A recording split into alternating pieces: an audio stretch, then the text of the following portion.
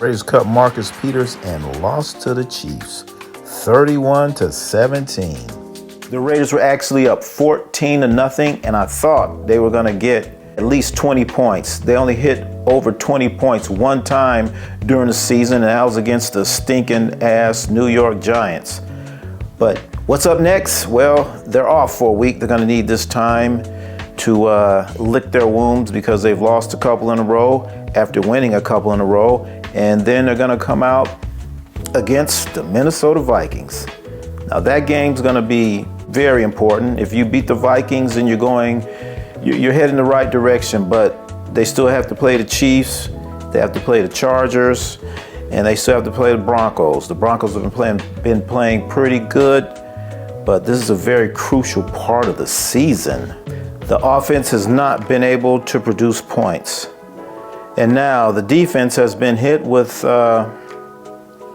shocking news, pretty shocking to me. It's Marcus Peters. One at a time, player, one at a time. Marcus Peters has been waived by the Raiders. They let him go. Maybe it had something to do with this little situation here with Antonio Pierce on the sideline, where it appears they have a little conversation. And after this conversation, Marcus Peters was benched.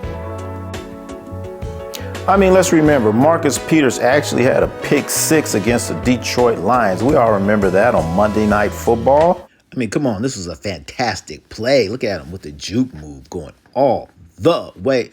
Well, wait a minute. Well, we did have this situation here in Chicago where he missed a tackle. You know, you just missed a tackle. I mean, that's all right. And, this Chiefs game where I guess he had a little incident right here. He got his ass cooked. I mean, he got burnt a little bit, you know. I mean, he got cooked. He tried. Look at the great effort here. I mean, look. He got cooked. Okay, he got cooked. But I'm thinking Marcus Peters said something. He had to say something for this type of reaction to happen. I mean, he said something, and that was into Marcus Peters. So now we'll see if he clears waivers. If he clears waivers, then he'll be able to sign with anyone who he wants to sign or who may want to sign him. One at a time, player, one at a time. One at a time, player, one at a time. The Raiders are a team, they just can't score points. Josh Jacobs had a pretty good game, but you cannot beat teams scoring 17 points. You got to score over 20 points. You got to find a way to get some points. You got to score. Aiden O'Connell, I mean, he's a rookie. He's hanging in there, doing the best he can, doing what he can do. But I know Hunter Renfrow, every time somebody gets near him, he looks a little scared. Now, Jacoby Myers has been balling out. Look at this catch right here. Incredible catch by Jacoby Myers.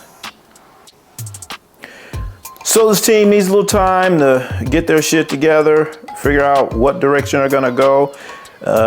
In these next few games, we're going to realize and understand whether Antonio Pierce is going to be the coach for next year or not. If they flop and flame out, then obviously he won't be the coach.